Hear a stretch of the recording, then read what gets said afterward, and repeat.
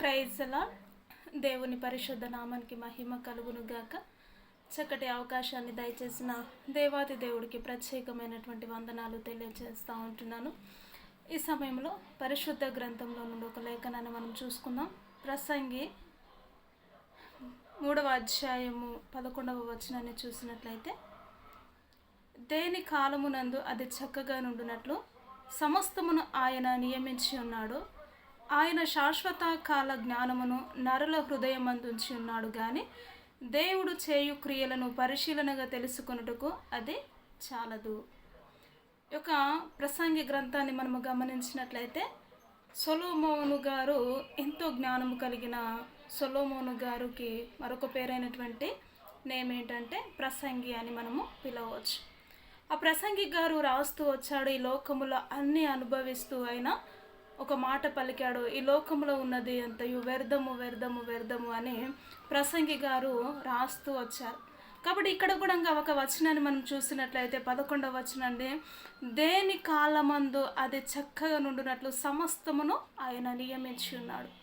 ఆయన ఏ దానికి సంబంధించిన కాలమును, చలికాలమును, వేసవి కాలము లేక వర్షాకాలమును, ప్రతి జీవికి ఏ సమయంలో ఏది సంభవిస్తుందో, ఏది జరుగుతుందో, ఏ కాలములో ఏది ఎక్కడ పని చేయాలనేది స్పష్టముగా చక్కగా రాసి ఉంచినట్టుగా మనము చూస్తాం. ఆయన నియమించి ఉన్నాడు.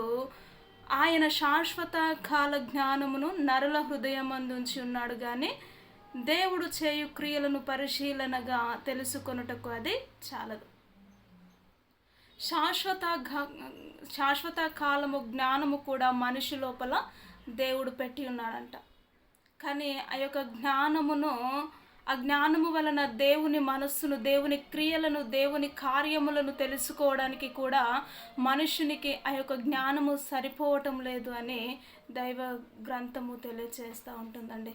నిజంగా ఈ లోకంలో మనము గమనించినట్లయితే ఎంతో జ్ఞానవంతులు ఉంటున్నారు. ఎన్నో కార్యములు, అద్భుతమైనటువంటి కార్యములు వారు చేస్తూ ఉంటున్నారు. సృష్టిని తారుమారు చేస్తూ ఉంటున్నారు. కానీ దేవుడు ఏంటి, దేవుడు ఎక్కడ నుంచి వచ్చాడు, దేవుడు అంటే ఎవరు, అసలు నిజమైన దేవుడు ఎలా ఉంటాడు, నిజమైనటువంటి దేవునికి ఉన్న లక్షణాలు ఏంటి, దేవుడుగా పిలువబడుతున్న వారు ఎలాంటి స్వభావము కలిగి ఉండాలి అని అనేకమైనటువంటి వారు కొన్ని కోట్ల జ్ఞానం ఉన్నప్పటికీ కూడా నిజమైన దేవుణ్ణి కనిపెట్టలేని పరిస్థితిలో ఉంటున్నారండి.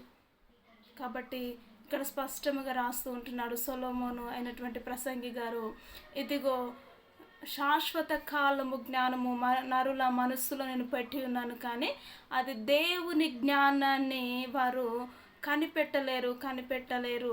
కానీ శ్రేష్టమైన దాని కొరకు వారు పరిశీలనగా తెలుసుకుంటే ఖచ్చితంగా దానిని కనిపెట్టగలరు అన్నట్టుగా మాట్లాడుతూ వస్తూ ఉంటున్నారు.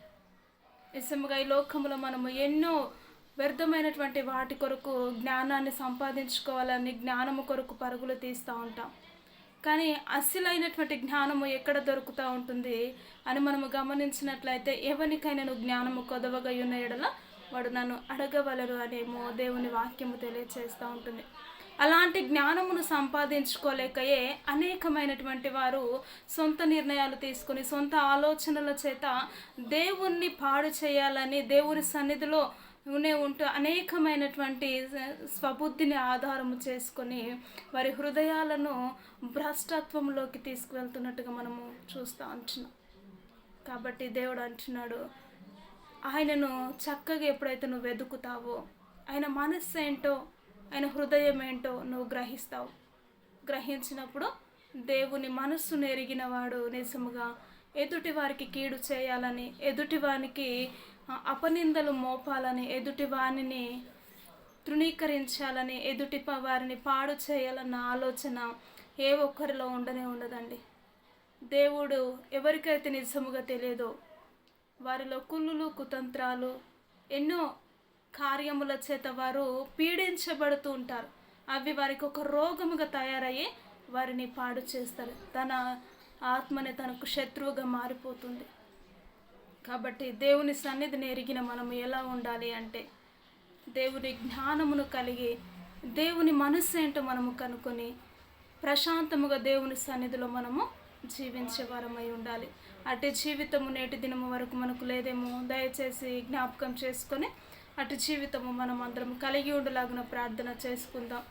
సకల ఆశీర్వాదములకు కారణభూతుడానికి వందనాలు. నిజముగా నీ ఆత్మను మేము కనుగొనాలి, నీ జ్ఞానమును మేము కనుగొని ప్రభా నిత్యము నీ సన్నిధిలో మేము జీవించగలిగిన కృపను, అటు ధన్యతను ప్రభా మీరు మాకు మీరు దయచేయమని అడుగుతూ ఉంటున్నా.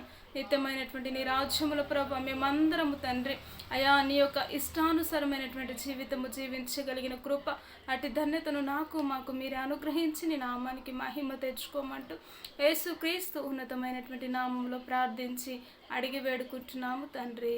Amen amen. ప్రైజ్ లార్డ్ అందరికీ.